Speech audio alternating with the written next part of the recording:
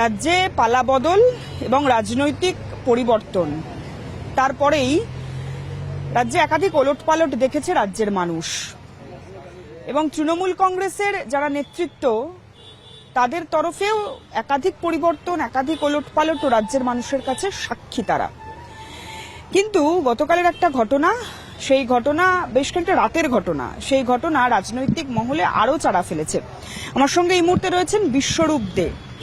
গতকাল কুণাল ঘোষের মিটিংয়ে গেলেন, তারপর এসে ফেসবুকে পোস্ট করলেন আপনি পদত্যাগ করছেন, কারণ কি? দেখুন, যে পরিস্থিতির মধ্যে দিয়ে বাংলার রাজনীতির ঘটনা প্রবাহ চলছে সেটা খুব দুর্ভাগ্যজনক। সব শেষের সংযোজন হচ্ছে তারাতলার ঘটনা। নিরীহ মানুষগুলো অকালে চলে গেল। কাউর না কাউর গাফিলতি তো বটে, অত রাজনীতি আমরা বুঝি না। বিশেষ করে আমি খেলার মাঠ থেকে রাজনীতিতে এসছিলাম, আমি এইটুকু বুঝি মানুষের কাজ করার জন্য এসছিলাম। কিন্তু আমি রাতের টিভিতে ওই ছবিগুলো দেখে শকড। এবং তার আগে আমি শুভেন্দুবাবুর ভাষণ বিধানসভায় শুনলাম যে কলকাতার প্রাক্তন মহানাগরিক, তার অনুমতিক্রমে তো কলকাতা কর্পোরেশনের কিছু হতো না, এটা ঘটনায়। ফলে ত্রুটিমুক্ত নকশা কলকাতা পৌরসভা জানুয়ারি মাসে স্যাংশন দিয়েছিল, তারপরের এই ঘটনা। তো এইগুলো কোথাও না কোথাও বিবেকের যন্ত্রণা হয়। রাজনীতি আমরা করি কেন? শুধু ধান্দাবাজি আর কামানোর জন্য তো নয়, রাজনীতি করি মানুষের উপকার করার জন্য। রাজনীতি করি একটা নির্দিষ্ট নীতি ন্যায়ের ওপর দাঁড়িয়ে মানুষকে পরিষেবা দেওয়ার জন্য। সেটাই যখন করা যাচ্ছে না তৃণমূল কংগ্রেসে থেকে, আমি দুটো তৃণমূলের কথাই বলছি। ঋতব্রত বাবুদের তৃণমূলে এখন ফিরহাদ হাকিম, অরূপ বিশ্বাস, অরূপ রায় সব নামজাদা লোকেরা আছে। ফলে তারা সবাই সাধু হয়ে গেলেন, সেটাও যেমন মানুষ বুঝছে। আবার এদিকের কোনো নীতিই নেই। এখানে সাংসদ একদিকে, তো বিধায়ক একদিকে, রাজ্য পরিষদ সভানেত্রী চন্দ্রিমা ভট্টাচার্য একদিকে, তার পুত্র আরেক দিকে। তো আমি কেন এই গড্ডালিকা প্রবাহের মধ্যে দিয়ে যাব? আমার তো কোনো লেনাদেনা নেই, আমার তো কিছু পাওয়ার নেই, আমার তো কোনো মুনাফা করার কিনে নেই। তাহলে আমি ঠিক করেছি যে স্যালুট করেছি তৃণমূল কংগ্রেসকে। এতদিন ছিলাম দলের সঙ্গে, থ্যাংক ইউ বলেছি। যাদের সাথে দল করেছি তাদেরকে ধন্যবাদ জানিয়েছি। আর জোড়াফুল, আমি ইতিমধ্যে আগেই বলেছি, জোড়াফুল প্রতীকে কেউ জিততে পারবে না। একজন প্রমাণ করে দিক জিতে যে জোড়াফুল চিহ্ন নিয়ে দাঁড়িয়ে আমি জিততে পারবে না। কারণ জোড়াফুল চিহ্নটা যে কদর্য তার পরিচয় হয়ে গেছে এখন, সেই জায়গায় দাঁড়িয়ে এটা খুব মুশকিল। দেখুন, এর জন্য কেউ আমাকে দায়ী করতে পারেন, কারণ আমি তৃণমূল কংগ্রেসের একজন প্রতিনিধি ছিলাম। কিন্তু একটা কাউন্সিলরের কতটুকু ক্ষমতা আপনারা সবাই জানেন। আমি কিন্তু কলকাতা কর্পোরেশনে উঠে দাঁড়িয়ে 124টা প্রশ্ন করেছিলাম আমার এই 4.5 বছরের টেনিয়রে, যা কলকাতা কর্পোরেশনের ইতিহাসে নেই। আপনি জানেন কলকাতা কর্পোরেশনে একজনও পার্মানেন্ট আর্কিটেক্ট নেই। আপনি যদি একটা দুতলা বাড়ি করতে যান, একটা আর্কিটেক্ট আপনাকে অ্যাপয়েন্ট করতে হয়। কোনো আর্কিটেক্ট নেই। আমি কলকাতা কর্পোরেশনে প্রশ্ন করেছিলাম, বললো হবে। আর হতেই তো এত সব কাণ্ড হয়ে গেল। গার্ডেন ব্রিজ হলো, তারাতলা হলো, আরও কত ঘটনা হচ্ছে। ফলে এটা আমি কিন্তু মনের দিক থেকে খুব বিপর্যস্ত। আমি সেই কারণেই আমার সিদ্ধান্ত, আমি তৃণমূল কংগ্রেস এবং জোড়াফুল প্রতীক আমি দুটোই পরিত্যাগ করেছি। আপনি একটা কথা বললেন যে কলকাতা পুরসভায় ফিরহাদ হাকিমের অনুমতি ছাড়া কিছুই হতো না, এবং এটাই তো বাস্তব বা এটাই হওয়া উচিত। তিনি মেয়র ছিলেন, কিন্তু তাহলে এত ত্রুটিযুক্ত নকশা সেটা স্যাংশন হলো কিভাবে? এবং মেয়রের সই যদি থেকে থাকে, তার পাশাপাশি একাধিক ইঞ্জিনিয়ারও তো রয়েছেন, তারাও তো বারণ করতে পারতেন, তারাও তো বলতে পারতেন যে এই নকশায় ত্রুটি রয়েছে। ওই যে মেরুদণ্ড নেই।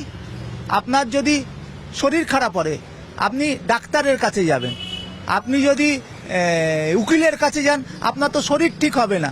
কলকাতা কর্পোরেশনে কোনো আর্কিটেক্টই নেই।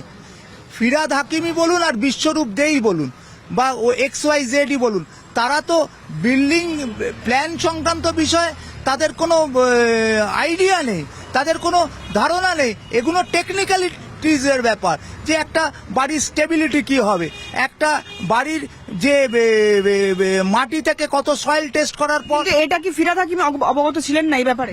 আমি তো হাউসে কোশ্চেন করেছিলাম যে আর্কিটেক্ট নেই কেন, আর অবিলম্বে আর্কিটেক্ট দরকার, কেন এলবিএসরা এইভাবে করছে? এলবিএস এর ওপর কি নজরদারি আছে?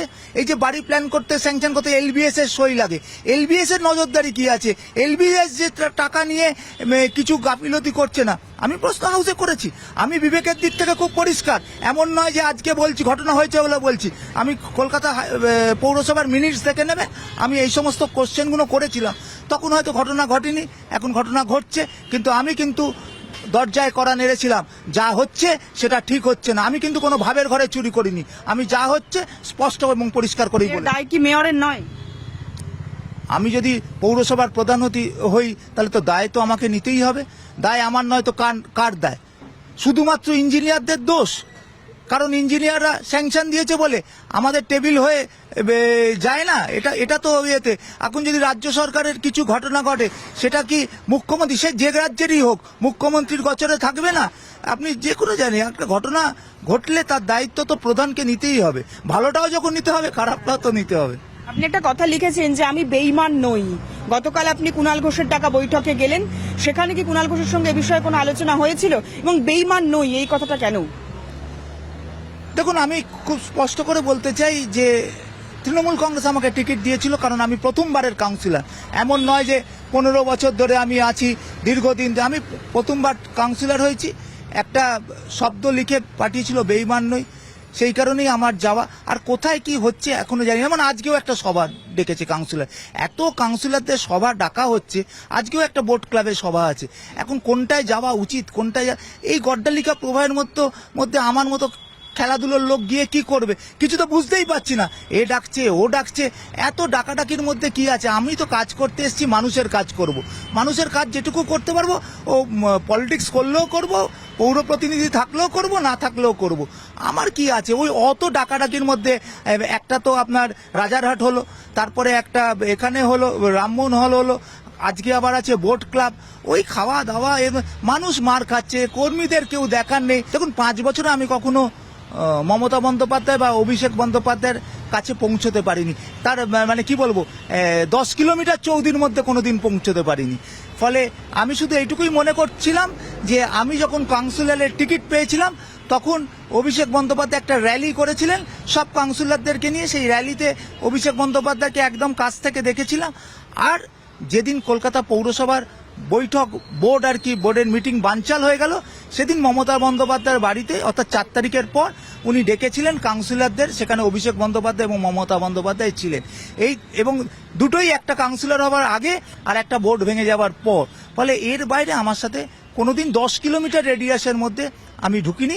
আমার দলে যারা ছিল তারা সব সেলিব্রিটি লোক, রচনা ব্যানার্জি, জুন মালিয়া, এরকম সায়নী ঘোষ, এরা সব বড় বড় ফিল্ম স্টার, দেব আছে। তারা কোথায় এখন?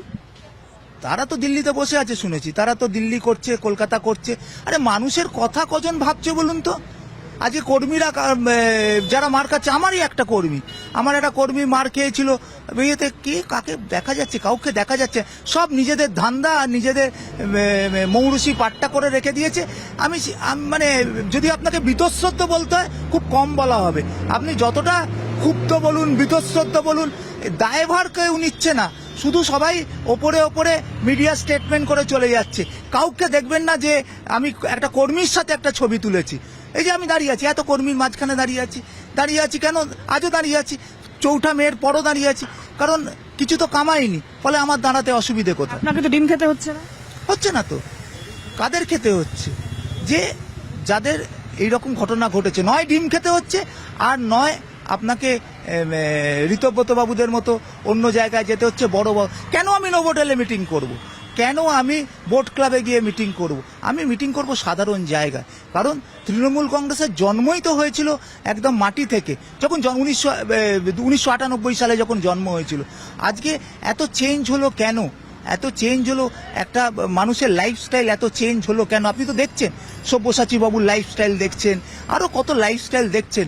যারা 1998 সালের আগে তৃণমূল কংগ্রেসের নেতাদের লাইফস্টাইল দেখেছেন, আর তারপরে 2011-র পর থেকে লাইফস্টাইল দেখছেন। লাইফস্টাইলই বলে দেয় একটা মানুষের পরিচয় কি। ফলে লাইফস্টাইলই বলে দেয় যে আপনি কোথায় ছিলেন আর কোথায় আছেন।